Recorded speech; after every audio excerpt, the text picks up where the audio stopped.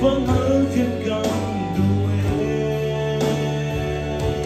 là cả đốt nơ lên giang pha na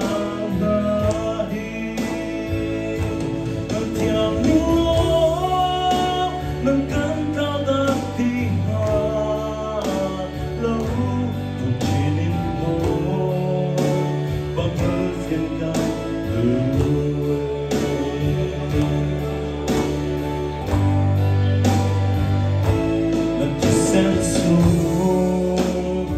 sa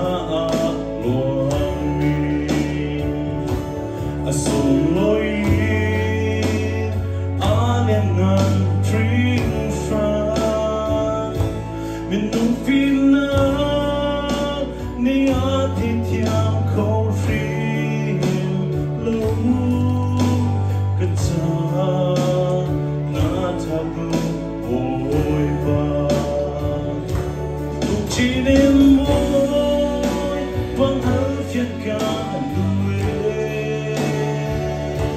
mình cả đốt na để sáng pha na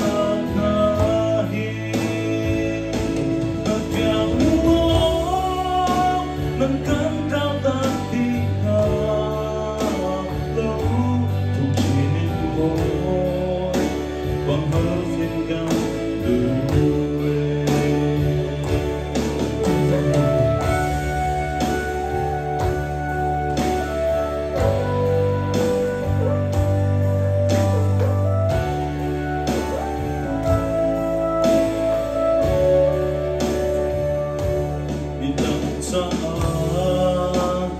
tâm nát na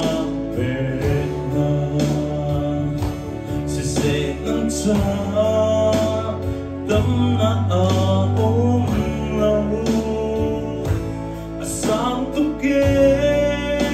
na cân đốt na miệng ngăn hi ai cha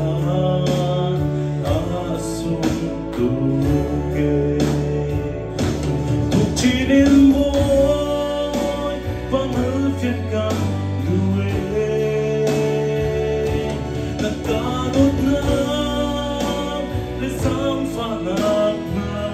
hi nâng thiang nuo nâng cánh cao ta đi ha lâu thuộc chỉ đến môi vang hal phiền càng đuôi.